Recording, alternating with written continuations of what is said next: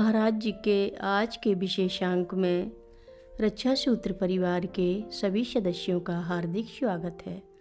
बाबा जी के भक्तों को राम राम। बाबा जी ने 1961 में जो कहा वही गुरु महाराज योगानंद द्वारा श्यामाचरण लाहिड़ी महाशय से द्रोणागिरी में जनवरी 1969 में कहा गया था। श्यामाचरण महाशय ने उनसे दीक्षा ली थी और अपनी इच्छा भी प्रकट की थी कि गुरु महाराज के साथ ही रहकर उनकी सेवा करें। उन्होंने कहा भी था, श्यामाचरण तुम मुझसे फिर मिलोगे, जब भी मेरा स्मरण करोगे मैं तुम्हारे पास दौड़ता हुआ चला आऊँगा। संत अपने भक्तों के प्रति उदार होते हैं, किंतु कभी कभी उन्हें भक्तों को डांटना भी पड़ता है और दर्शन देने से मना भी करना होता है।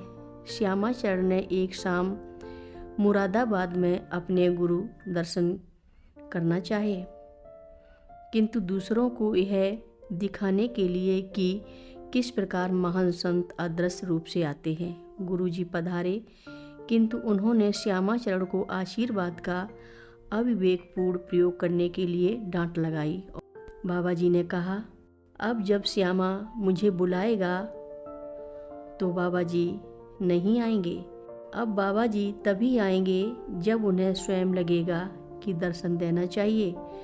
वस्तुतः गुरु के आशीर्वाद का नव दीक्षित द्वारा यह अविवेकपूर्ण उपयोग था। जाने माने वह महान संतों में श्रेष्ठ योगी राज जी लाहिड़ी महाशय द्वारा यह बताया गया था कि संत अथवा महान आत्माएं स्वतंत्र होती हैं और ऐसे ही रहना चाहती हैं, किंतु कुछ संत स्वयं की इच्छा अनुसार पुनः पुनः जन्म लेती हैं जिससे दैवी कार्य पूर्ण हो सके।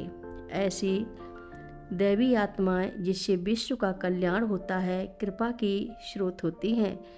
विश्व के बहुत बड़े क्षेत्र का कल्याण भी होता है।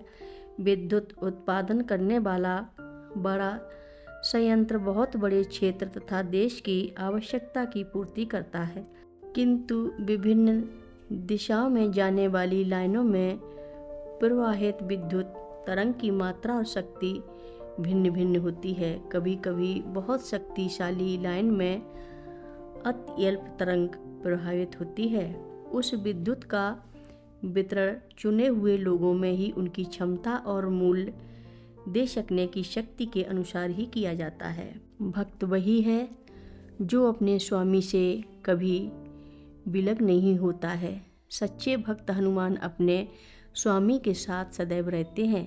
हनुमान जी का उदाहरण अन्य भक्तों से भिन्न है, क्योंकि हनुमान जी स्वयं ही दैवी अवतार रहे, जिनकी उंगलियों पर समस्त सिद्धियां रहती हैं, जिसे इस संसार या उस संसार की किसी वस्तु की अपेक्षा नहीं है। उन्होंने संसार में रहना पसंद किया, राम राम का गुणगान करने के लिए और अपने भक्तों को श्री राम के दर्शन कराने के लिए वह युगों युगों से दैवी कृपा के स्रोत रूप में कार्यरत हैं।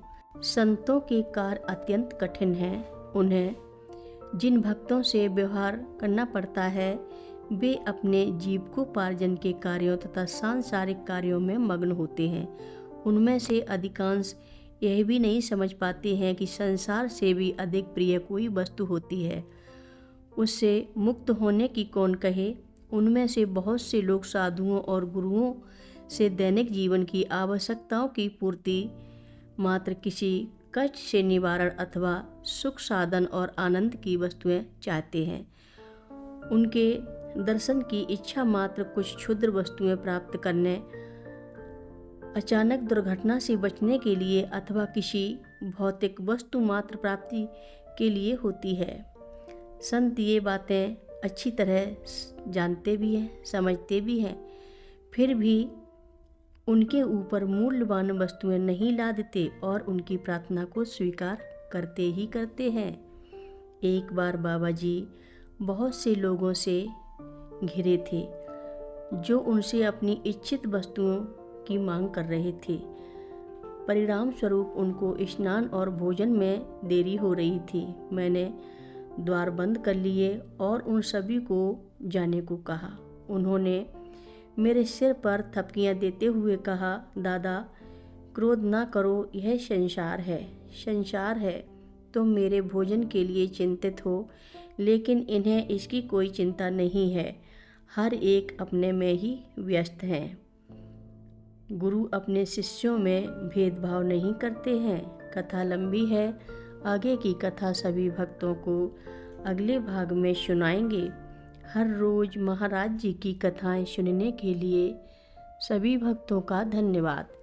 सभी भक्त रक्षा सूत्र चैनल को सब्सक्राइब करें, शेयर करें और लाइक करें। घंटी बजाना ना भूलें। कमेंट बॉक्स में लिख भेजें, जय नीव करोरी बाबा जी महाराज।